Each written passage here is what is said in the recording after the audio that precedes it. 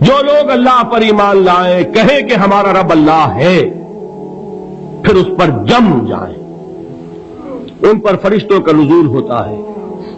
نہ کوئی غم کرو نہ خوف، خوشیاں مناؤ جنت کی جس کا تم سے وعدہ کیا گیا تھا۔ اللہ کی ربوبیت پر اطمینان جب انسان کو ہو جاتا، میرا رب اللہ ہے، ربی اللہ، انسان کے لیے نہ کوئی کھٹکا، نہ کوئی خطرہ، نہ کوئی خوف، نہ کوئی حزن۔ جو کچھ ہو رہا ہے کس کے اذن سے ہو رہا ہے؟ اللہ کے اذن سے۔ اللہ کے اذن کے بغیر پتا تک نہیں ہلتا۔ یہ کوئی اندھا بہرا مادہ نہیں ہے جس سے مجھے کوئی خوف ہو۔ اندھا بھینسا چلا رہا ہو اس سے تو ڈرنے کا ہر انسان کو ڈرنا چاہیے، نہ معلوم کس کو ٹکر مار دے، لیکن نہیں، اس کائنات کو چلانے والا ایک سمیع و بصیر خدا ہے۔ وہ جو میرا دوست ہے، میرا ولی ہے، اللہ ولی الذین آمنوا یخرجہم من الظلمات الی النور۔ اللہ اہل ایمان کا ولی ہے، ساتھی ہے، پشت پناہ ہے، مددگار ہے، حمایتی ہے۔ بتائیے جسے یقین ہو جائے کہ اللہ میرا مددگار، اللہ میرا محافظ، اللہ میرا پشت پناہ، اللہ میرا حمایتی، اس کے لیے کوئی خوف ہوگا؟ اس سے کوئی ڈر ہوگا؟ میں مثال دیا کرتا ہوں ایک بہت سادہ، پنجاب کے دیہات کی۔ وہ بڑا چودھری ہے اور کوئی غریب کسان ہے۔ اس غریب کسان کے جانوروں کو ہر وقت اندیشہ ہوگا چوری کا، کوئی میری بھینس کھول کر نہ لے جائے، کوئی میرا بیل کھول کر نہ لے جائے۔ لیکن جس کے بارے میں یہ سب کو معلوم ہو کہ وہ جو بڑا چودھری ہے وہ اس کا دوست ہے، اس کی بچیا کو کوئی خوف ہوگا؟ اس کی بھینس پر کوئی ہاتھ ڈالے گا؟ اسے کوئی اندیشہ ہوگا؟ نہیں۔ کیوں؟ کہ وہ بڑا چودھری، بڑا اس کا یہاں کا سردار، جاگیردار، سب کو معلوم ہے وہ میرا دوست ہے، کوئی میرے خلاف اقدام نہیں کر سکتا۔ اس دنیا میں یہ چھوٹی سی بات اگر آپ کے دلی اطمینان اور سکون کا باعث بن سکتی ہے تو ذرا تصور کیجئے۔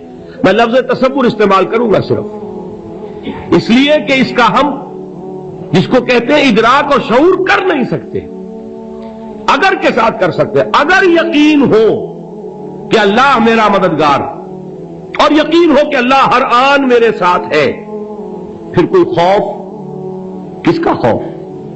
کوئی شے اللہ سے بالا تر ہے؟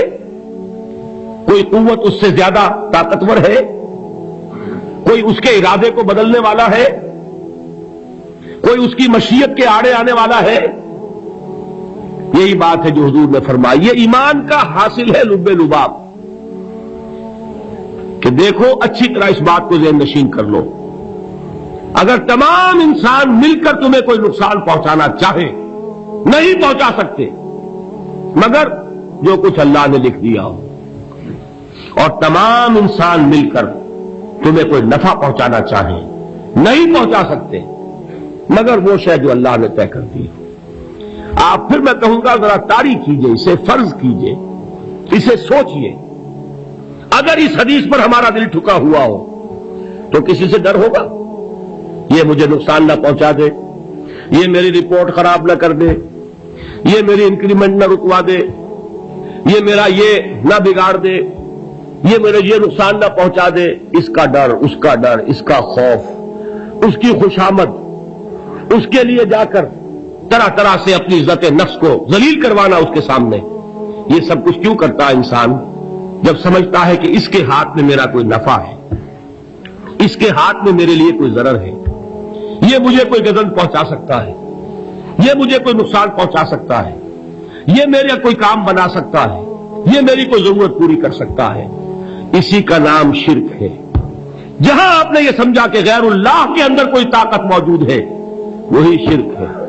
بتوں سے تجھ کو امید ہے، خدا سے نو امیدی، مجھے بتا تو صحیح اور کافری کیا ہے؟ شرک تو یہ ہے۔ جس پر بھی تمہیں یہ خیال ہے، کلمہ ہے یہ کلمہ سوم، لا حول ولا قوت الا باللہ، ذرا اس پر دل کو کبھی اگر آپ تصور کریں، پھر فرض کریں، دل ٹھک جائے، اس پر کوئی طاقت نہیں۔ یہی بات تھی جو شیخ عبد القادر جیلانی رحمۃ اللہ علیہ نے اپنی وصیت میں اپنے بچے سے کہی.